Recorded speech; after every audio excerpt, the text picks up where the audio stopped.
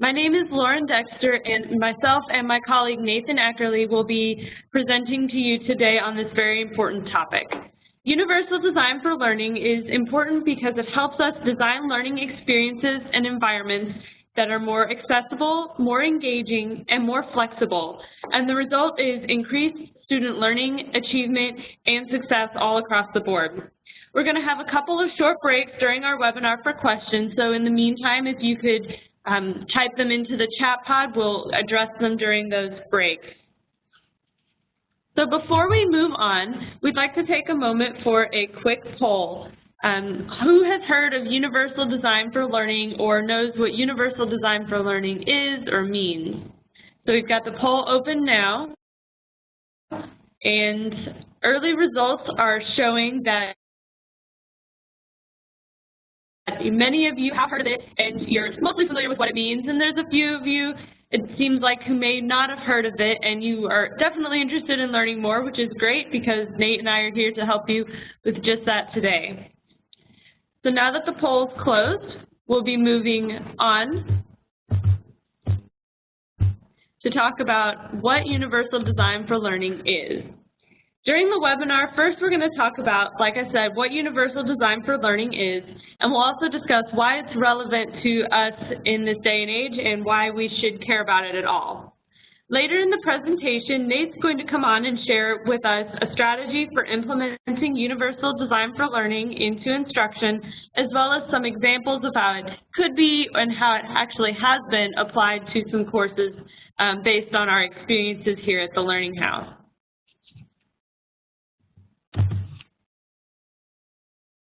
So that brings us to a very important question. What is universal design for learning?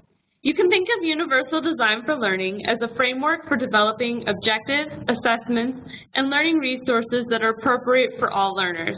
By doing this, you are incorporating options and customization into your course to best fit individual needs rather than applying a single approach to course design. So if we think about an example course, I was an English major in school, so English is my passion. So think about an English literature course. What you would expect in that kind of a course would be a lot of reading, probably some writing, and maybe some discussions. You know, if you're online, probably some asynchronous discussions. And that heavy focus on reading and writing and discussing are great ways for students to learn, and they're great skills for students to build, but it's not the most appropriate strategy for all students to learn. So if you think about applying some universal design for learning to the content perspective, you can maybe incorporate some audio of the poetry. For example, if you're reading poetry in the class, you can read and listen to the poetry, or read a play and see it performed either live or on video. From the assessment side of things in that same English class, you can have students compare the written work as it's presented in multiple mediums. Or maybe students in a unit on poetry will write their own poem and host in-class poetry readings. Or, for example, in a unit on drama, students might act out a scene from a play and then present an analysis of the scene. So if you think about it that way, after the universal design for learning could have been applied to that course, the readings were transformed into something that's more accessible, with more engaging content and assignments for the students, which overall would promote their achievement. Just from this one example, you can see that there are a lot of options. So I encourage you to jot down a few ideas or questions that you have throughout the webinar, or examples of how you've applied it to your own classes, and we can talk about that during the question and answer sessions in a little bit.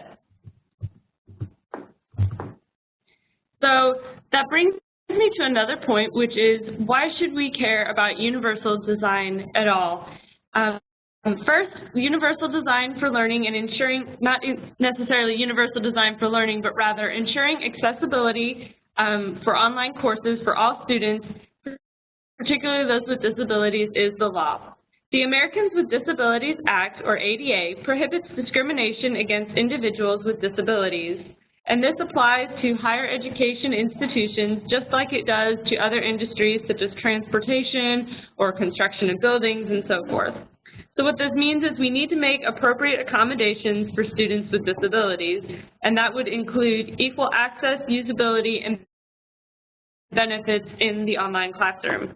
And I know sometimes there's often confusion about who on campus is responsible for ensuring that ADA compliance is met in online courses. But luckily, if you're applying UDL principles to your course during the design phase, it's a really great way to proactively create accessible courses from the ground up, rather than applying a patchwork fix when a student comes to you with a disability. Because sometimes when that happens, you're scrambling to make adjustments and accommodations to the student during that first week of classes when you've got many other things going on. And secondly, we should be caring about universal design because it's just the right thing to do.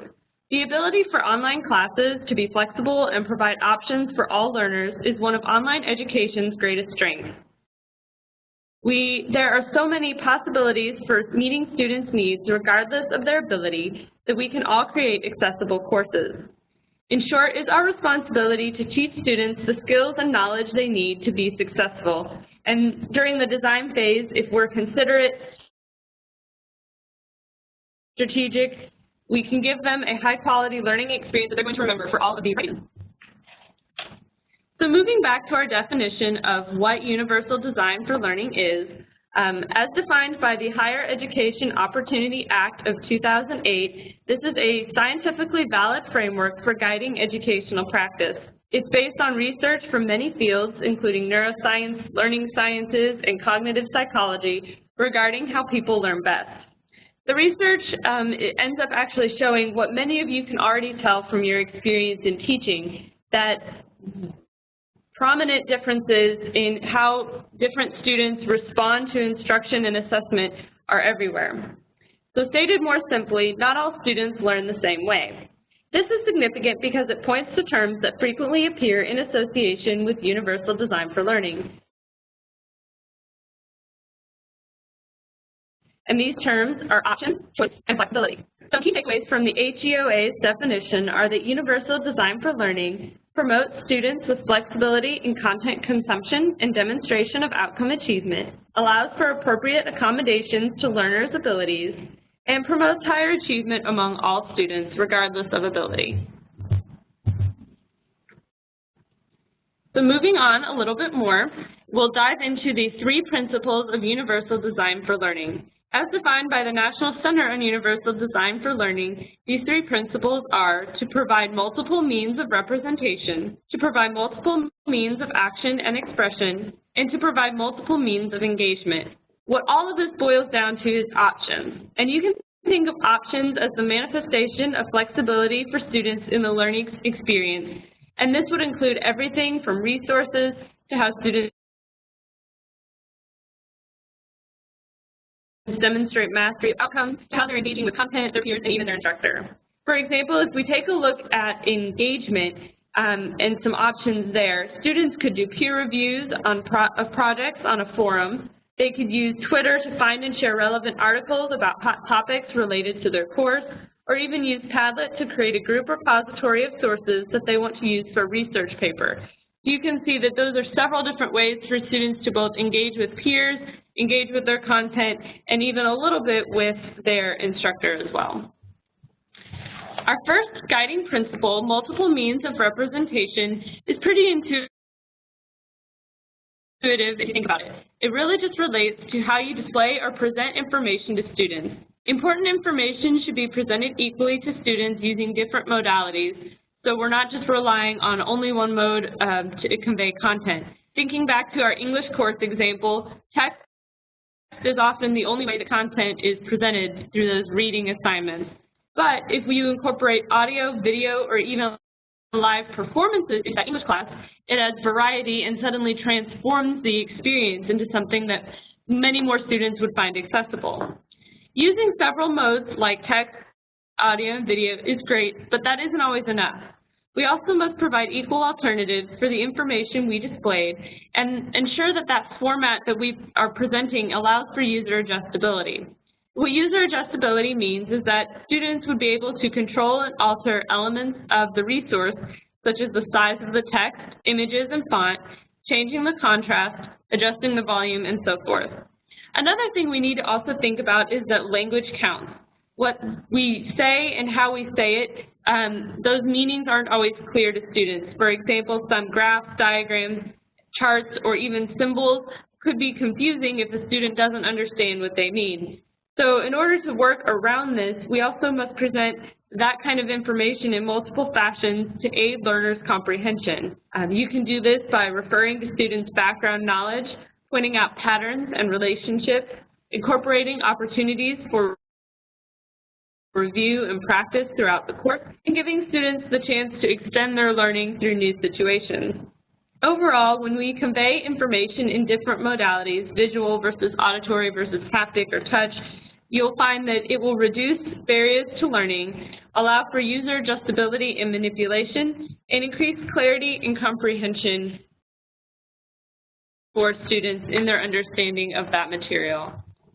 Our second principle, multiple means of action and expression, relates to having various ways to interact with the course environment and for how students express their learning and skills.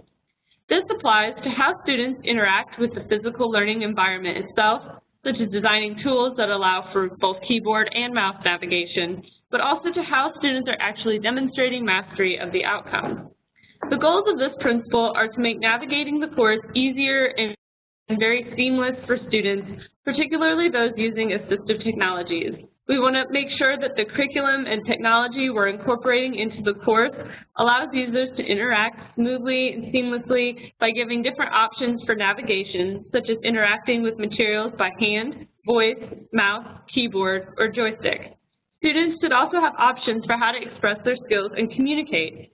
We can allow students to choose the medium for communication that suits them best. For example, using LMS features like chat and asynchronous discussion forums might work really well for some students and would lend themselves well to situations where the discussions and the conversations are more formal. Say maybe you're having students cite their sources and their references in their discussions. But if you can also incorporate web tools and social media to give more options and flexibility, and you might also find that that changes the tone of the conversation. For example, using Facebook, a closed Facebook discussion group for class discussion, you might find that students are sharing articles more easily, but that the conversation is also a little bit more casual, maybe even more lively. Again, the same with Twitter. You might find a lot of engagement for people sharing articles, but the discussions themselves might not be as in-depth. It might lend itself better for questions. Another thing to think about while we're on this principle is the notion of scaffolding. And this is a really good strategy for enhancing a student's executive functions, so those higher level thinking skills per Bloom's taxonomy. Using scaffolding, we're basically designing the course to build student skills very incrementally, and that allows for students to be more proficient and is a more effective instructional strategy from the student side. Using scaffolding, we are guiding students through the course with examples, rubrics, and staggered due dates for elements of a major course project. The benefits for all of those items it helps students set goals, it helps them plan ahead and manage their time better. It gives them more opportunities for instructor feedback as well. And that's a notion that we'll talk about a little bit more here in a moment. Our third guiding principle is multiple means of engagement. What this relates to is options for motivation and engagement among students. So we want to make sure that we're incorporating different means of generating interest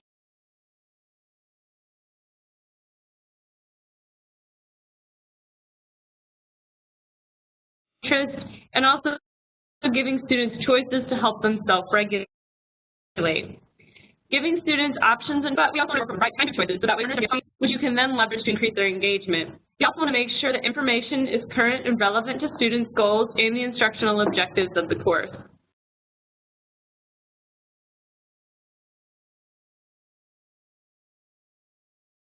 To keep students interested, information and activities should be contextualized to learners' lives, ability, suitable for different groups as well. All of the activities should be designed so that they clearly relate to the learning outcomes, which makes their purpose very clear to students.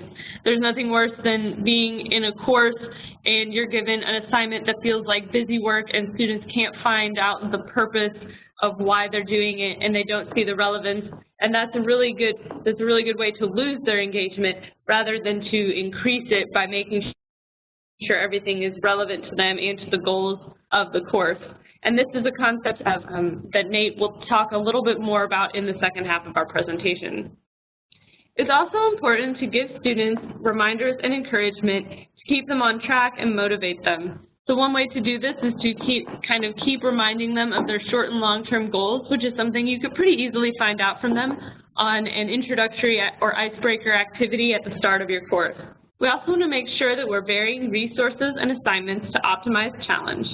For example, you can give multiple choice exams to assess lower level cognitive skills such as define, identify, maybe describe, but you also want to give students a major course project or a final paper or something like that as well, and that you are very ready and prepared to help them succeed in this class. When you're giving them that feedback, we want to make sure that it's mastery-oriented, and that's a great way to encourage students to keep working towards goals because mastery-oriented feedback emphasizes improvement by turning errors into a strategy for success. Hi, everybody. I'm Nate Ackerley, and I'm here to talk to you today about how to take the theories Lauren covered in the first part of this webinar and put them into practice. This segment is going to be trifold. I want to start by defining a framework for thinking about UDL in our curriculum, outlining a process for how to go about incorporating it, and then after we've done all of that, I want to provide you with a few examples of how it's been done before.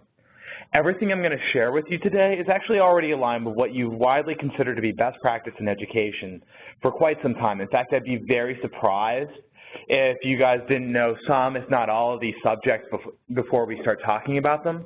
But instead of teaching you some brand new skills today, I'm going to talk about how we can utilize the skills we already know how to use in application to UDL.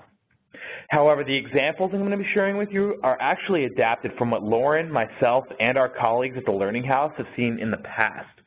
So this is going to be materials we've worked on, things we're intimately aware of, and things that we understand have a good application of universal design.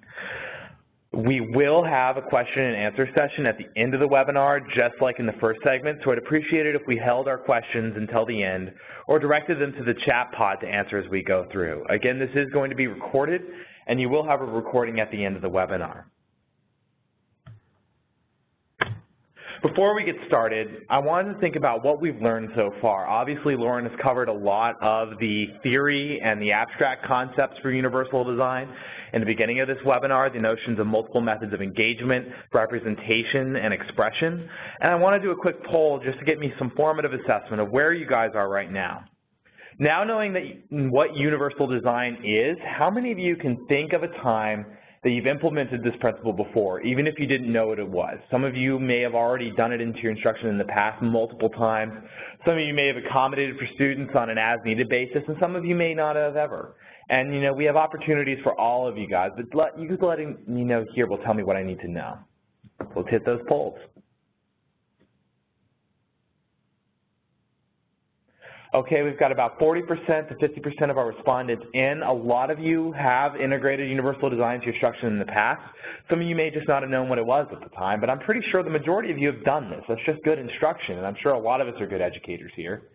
For those of you who are accommodating for student learning needs on an as-needed basis at this point in time, that's also good instruction, and this is hopefully going to come away today with some ideas and opportunities for you to do a more strategic and dynamic approach to your instruction. And for those of you who have rarely done it, and there's very few of you who have because, this is pretty common knowledge, and for those of you who have rarely done it, I'm pretty sure you're not thinking hard enough. You have done this in the past. Even if you're doing it in your face-to-face classroom, there are opportunities for universal design. So I'm just going to be highlighting some ways that you've probably already done to meet those principles. So before we move in, I want to quickly recap and talk about a few things that Lauren talked about. Lawrence piece is a lot to take in. The ideas of multiple methods of representation, ways to show content to your students, multiple methods of engagement, ways to get them bought into your materials and bought into your instruction, and multiple methods of expression, ways to get them to talk and communicate about that material. There's a lot of work that goes into a universal design aligned course. And it's a lot of theory and it's a lot of concepts to crunch together, and at first it can look very overwhelming. I want you all to do me a favor today. Don't panic. There isn't a course on the internet that is 100% aligned with universal design. Instead of thinking of it as, a rubric or a strict set of checklists or guidelines, I want you to think of it as a heuristic device, a way of thinking, a philosophy of instruction that you can use to change or transmute the overall learning experience of your course. I don't want you to go down the rabbit hole trying to make everything 100% aligned with universal design. That's just going to be a bad use of your time. Instead, I want to think about a way to be strategic with how we apply this, to identify the key learning experiences of our course and create ways to make those experiences as accessible to students as possible, and to make sure that students with different learning styles and different learning needs have those needs met. Today, I'm going to walk you through a simple 4-part process for doing just that. The process that I'm going to walk you through today is called standards-based design, or as my peers call it, backwards design. A lot of instructors start with their content and then design the assignments and objectives around that content. This is where, say, you're going back to Lauren's idea of, an English literature course. Say you start with, the works of Shakespeare, and you design your objectives around the works of Shakespeare, and then after you've done that, you design your objectives, your assignments around the works of Shakespeare, but you're starting with that content. People have been doing it that way since the age of Socrates, and frankly, if that process works for you, I'm not going to knock it. It's the way a lot of us were taught. It's the way I was taught, and we're all probably intelligent people, seeing as we're all teaching at the university level or working with people who do. But here's the thing. If you're focused on content, it's going to be very hard sometimes to come up with alternatives for representation, engagement, and expression because you're focused specifically on that content. Standards-based design flips the old process on its head. Instead of starting with the content that you want students to work with, you start with what students need to be able to do after they've worked with the content and then go backwards. Like the image in the slide shows, you can take that monolithic content and pull it apart into a series of strands that represent different learning objectives. And then from there, design to meet those objectives or those strands. There's 4 steps to this process that I'm going to go over in my section of the webinar today, but I'm going to give you a quick overview right now. Each of these gives us an opportunity to incorporate universal design principles in a meaningful and effective way for your students. First, you need to define your objectives. We need to figure out what they need to know and how well they need to know it. After that, we need to be able to articulate what proficiency looks like in those objectives. What does it look like when a student knows what you need them to know? From there, we can create our assessments, which is what activities can a student perform to show you that they are proficient. This is where we're picking our main assignments. And finally, once we have come up with our objectives and we've come up with what proficiency looks like and how we're going to measure that proficiency, we can think about the content that we're going to use to get students to that proficiency.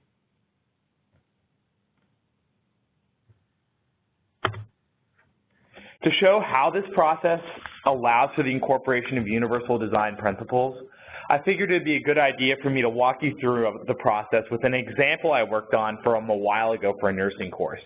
This is an instructor who came to us, and she was very interested in giving students options, students choices.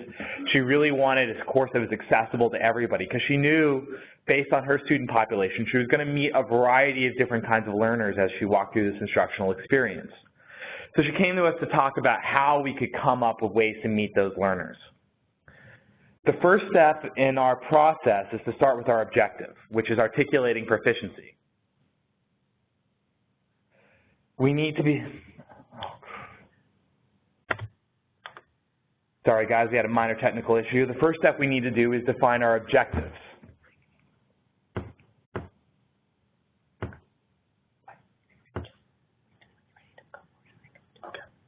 is to start with our objectives. So to show how this, so we need to define what students need to know.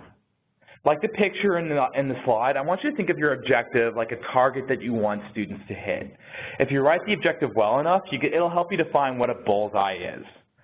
The varying degrees of lesser proficiency then move around that bullseye like a ring.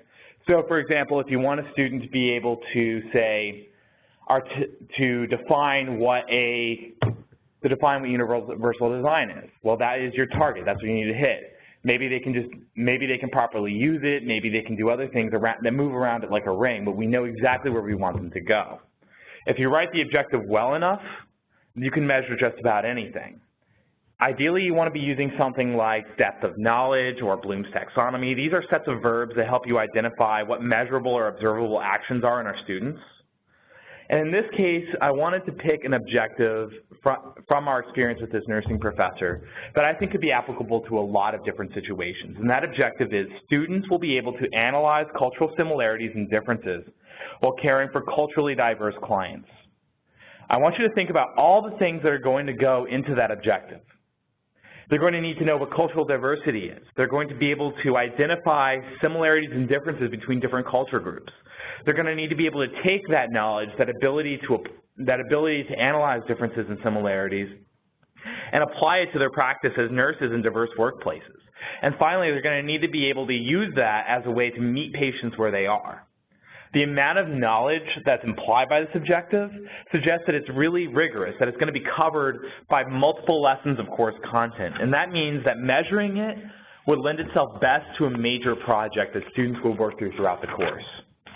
So that's what we're going to do. We're going to build a project that measures our objective while incorporates UDL principles. Going back to our original technical issues, now we can go on to step 2, which is articulating proficiency. I want you to think back to the second 2 principles of universal design: multiple methods of expression and multiple methods of engagement. Assessment is the most important opportunity for us to incorporate those 2 principles. Objectives are like targets, but if you take a look at the picture, you can see there's a lot of different ways to hit that bullseye. You can hit it from the top, you can hit it from the bottom. So long as that point goes into that spot on the dial board, we know the students hit it. So in the same way in education, there's a multiple myriad of ways for students to show you that they know what you need them to know. And that gives us a lot of opportunity to give them a choice in how they show us that they know what they need them to know. Step 2 is a lot of a brainstorming session. I want you to think about, when you're looking at your objective, thinking about different ways people learn and how they can be engaged by that objective. Some people will always prefer written expression, like writing a paper. That's me. If you give me an 12-page paper, say a written final or a take-home or a research paper, that's the best way for me. That's the way I like to work. I will always do my best work there. Others, like Lauren, are more engaged and are better expressing themselves through audiovisual experiences, say a voice-operated PowerPoint like this webinar, or through creating an ad campaign. Others just want to show that they've gone through the experience, and they want to show you that, my life already incorporates this objective. Opportunities like a personal case study or experiential learning activity is a really great place to have them to do that instead of participating in some form of abstract debate. In this case, we have a really broad objective and a lot of different ways to get to that proficiency. A student could write a paper or do a presentation, but you could also see that a nurse understands this concept in her practice, or in how she behaves in a discussion session. A more visually inclined person can express this concept through a video or drafting a multicultural media campaign. But before we even think of writing an assignment, before we even think of having them, come up with something that can be graded, we need to think of every single way our objective can be assessed in order to select the most appropriate methods. Ideally, we'll come away with a short list, and that brings us to step 3. Step 3, of course, is creating the assessments. Once you have that short list, we can define what they're actually going to have to do and how we're going to assign a grade to it. We'll come away with a lot of options, but there are going to be a couple that are redundant in how they engage students or provide for expression. Think about it. If you're asking a student to do, say, an article review or a written reflection paper, both of those are written assignments. Both of those are going to engage the same kind of student, which means that probably we should only be picking one of those. And then we should be finding other ways for students to express themselves as they do their assignments. Ideally, you want to come up with some starkly different but equally rigorous methods for students to demonstrate their proficiency in this objective to you. If you take a look at the picture, eventually your students are going to have to take aim at that target. And in this case, the professor and I gave them 3 very different ways to take the shot. They could write an article analysis. This would be where they'd have to critique an article's presentation of multicultural issues, look at the research, look at the statistical analysis, and then after that, they would have to apply those multicultural issues to their practice as nurses. This is more of an abstract piece, but it's a written piece as well, and it allows us to see how well they understand the concepts through how they look at the multicultural analysis of the article and how they apply that through their nursing. Another opportunity that engages your more experiential or audiovisual learners is to have them make a documentary about their experience attending an event from a different culture group and incorporating elements of what they've learned in class to help inform that presentation. This puts them right in the middle of it, so you're meeting people who like to go into experiences. And that gives them a unique experience that's unique to your institution as well, but it also has them express their content in a manner other than writing. They're actually able to sit down and speak and use visuals and imagery, and that can engage students that, may not be the best writers or may be good writers, but they don't like expressing themselves that way. Finally, some students may already work in an environment that provides for that type of experience, and giving students an opportunity to bring in a real-world piece of evidence from their place of work, like, say, a written case or a performance review or something where they've done that, and then provide a narrative around this piece of evidence, allows them to show through their experience and through their real-world application that they have understood the objective. I want to point out here that with all 3 of these assignments, there's a choice, but there always have to be very clear expectations in place as well. I usually recommend for a summative activity of any kind, be it a paper, be it a media piece, be it a experiential learning, be it anything else, that students submit what they're going to be doing to the professor, say, the first or second week of the course. And that is giving you an opportunity to provide them feedback as to, okay, I think you have the tenets down, I think you have the idea right. You are welcome to go ahead and finish and start working on your summative assignment. Or this is an opportunity for you to identify any misconceptions that a student may have and say, we may have some issues we need to address here. I'd really like you to think about these things and resubmit your proposal to me. I'm sure for a lot of you who did master's theses or PhDs, you went through the same thing where you submitted a proposal and that gave the faculty member that you were working with an opportunity to give you feedback as to where you were going to take your research in the past. It's the same idea, just applied to undergraduate studies, or it could still be applied to your graduate studies as well. It's also best practice for students to receive feedback like this in any activity and preferably along the way. Think back to your own research. You had check-ins, moments for you to talk with your professor about the progress of your research and your knowledge gains. This is the same thing we want to do here. Yes, they have to submit for initial feedback, but ideally you want to build check-ins throughout to make sure that a student is working on the assignment as they go through the course, and also to make sure that they're going about it in the right way. That makes sure that you're going to get the best possible piece from them as a final product at the end of your course. We further set out our expectations via a rubric. A rubric's just a chart organized by category that delineates the differences in proficiency and helps students plan around their expectation. And that gives us a vehicle for feedback in the future. And it helps students self-select what options they think will be best for them. You can do that by multiple rubrics, each one tailored to a specific assignment, or you can do one big one and then have it meet each choice that a student can do for their final piece.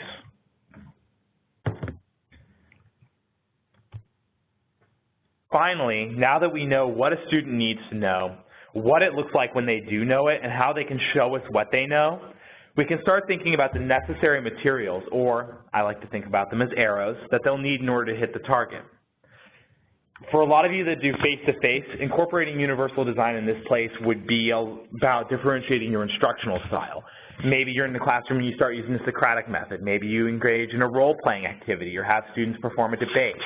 Some of you, especially at the 400 level, maybe this would be an opportunity for a seminar-style instruction method. For, the 100s, this would be, where the lecture comes into play. Maybe you're showing a video. Maybe you're having them do a reading assignment and reflecting on that. But for those of us in online, this is where we differentiate our learning resources. And learning resources are all the instructional materials that students are going to have to interact with in order to learn that required knowledge. That's your textbook, your video lectures, your YouTube videos, or your Khan Academy materials, any other materials as well. Think about multiple methods of representation. This is a place for us to come up with as many resources as possible tied around our specific objectives. It doesn't have to be your textbook. It doesn't have to be a video. It doesn't have to be journal articles. It can be all three, and it can be anything else as well. Obviously, visual and text representations, videos, and readings are the most common and easy to find activities, but you can also consider interactives. I have a nursing professor that really likes using Shadow Health, which has you interact with patients, virtual patients as a case. Business professors and marketing professors really like using Marketplace Live, which is this great simulation that allows you to plan out an activity, plan out a marketing campaign quarter by quarter, and receive feedback as you go. And those can be turned into great summative or formative assessments for your students. You can build charts. You can hold synchronous sessions like this one. You can do anything else you can come up with. A lot of professors are turning to social media to try to engage their millennials. There's a lot of social media tools out there too that can be used to push materials, and we can cover those later on, and I'll actually have a few examples of how that's used in the future. But to keep in line with universal design, I just want you to think about coming up with as many ways as possible to present your content to your students. Don't shackle yourself to just one method. If you only have a video to help students meet a required objective, in order to comply with ADA standards, you are going to have to provide a transcript for that video. But if you have both a video and a web article, or a textbook reading, or an interactive that covers the exact same content, suddenly those students with different learning needs, be they for disabilities, differently abled students, or students with just simple different learning styles, they will all have options for accessing the content, and they will all have options for learning the material so that they can show you later that they are proficient. So this concludes the first exercise. Before we move on, I want to stop and do a quick formative assessment. Now that I've walked you through the principle, now that I've walked you through a strategy for how to incorporate universal design in your instruction, how comfortable would all of you be in executing this? Take a second, go to the polls.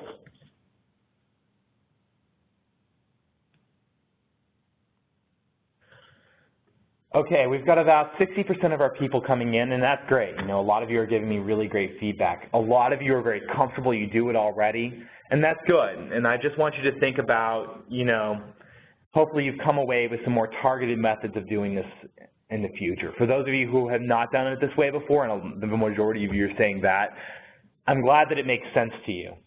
And I'm glad that, this may be a strategy that you can use in the past in a deliberate way. Again, universal design is something that we want to think about as a heuristic device or a learning philosophy, not as, a strict series of guidelines. And I'm glad that, you guys are coming away with a strategy that makes sense to you. And very few people are muddling your way through, but let's take a second and stop for questions on this process so I can answer them.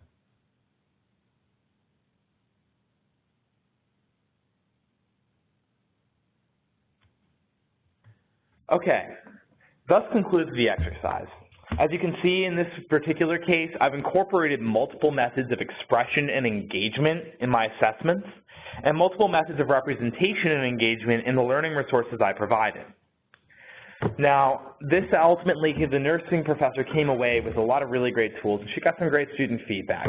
A lot of students chose the written piece because they were more comfortable with writing, but she got some really cool pieces where students did do a documentary about, them attending a multicultural experience. And honestly, she kind of had a well-stacked deck. Her school's in New York City, so you're going to have a lot of different culture groups, so she can get away with that.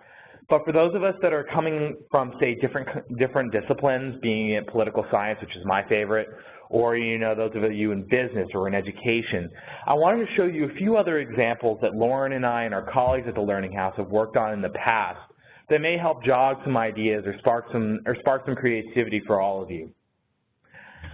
Some students, some professors we've seen in the past, and actually some programs are starting to use social media in some really cool ways.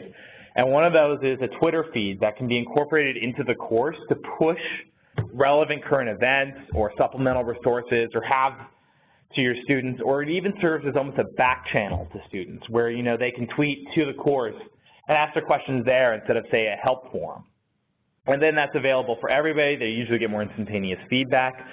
But the best part about social media, especially Twitter and Facebook, is for those of you that are coming from a liberal arts perspective, especially those of you in fully online liberal arts, Twitter gives you an opportunity, and all social media in general, give you an opportunity to recreate that feeling of a residential campus, to bring students together outside of the course and sort of have them eat, drink, and breathe their content, especially through mobile accessibility materials. A student can, say, be standing in line for the subway, or can be, sitting in a meeting, and you can push them an article or a reminder to work on an assignment or a question about an activity that you guys have completed in class, and they can be engaged in that way.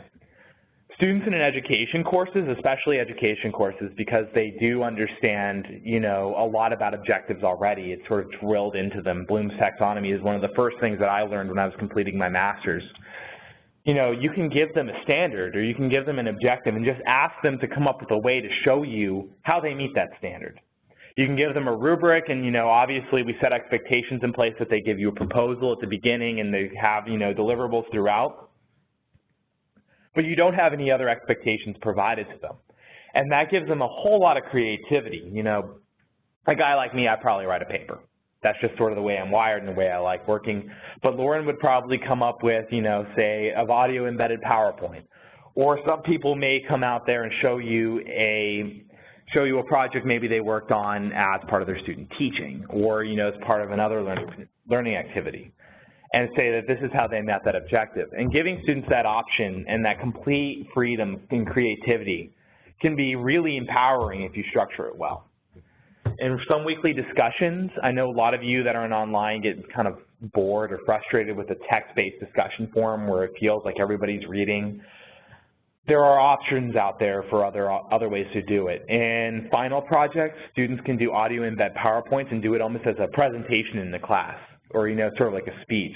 But you can also make use of web tools out there like VoiceThread, which is this awesome web tool. In fact, the same nursing professor in New York City uses it in her class all the time. It allows students to record their voice as their response to a discussion question and post small text comments to a student's voice track, or even have voice responses to that voice at the end. And it's just a great way to meet learners that aren't completely engaged by text or need to hear that voice to feel as though they're in a classroom. For other students that may need a more, flexible material, a professor can use a text lecture. Obviously, writing up your own content is great to create a unique learning experience for your students and your educational institution. But also consider sometimes maybe recording it as a podcast or as a video lecture. Students that, have a long drive, a lot of students that are taking courses online are doing it because they don't have that opportunity to go to class. Say for me, I remember my third year of teaching when I was in K-12. I had this 1-hour drive every day, but having that lecture recorded as a podcast, I could pop it in and listen to it as it was in the car, and then I could learn while I was doing something else. And it's a great way to meet students where they are. Again, all of these are small things and incorporated in very small ways. You'll notice that, we're taking specific interactions and finding ways to incorporate universal design principles. But those small things incorporated in small ways, they mean a great deal to your students. I just want to come away, remember, universal design is a set of guidelines. It's a heuristic device.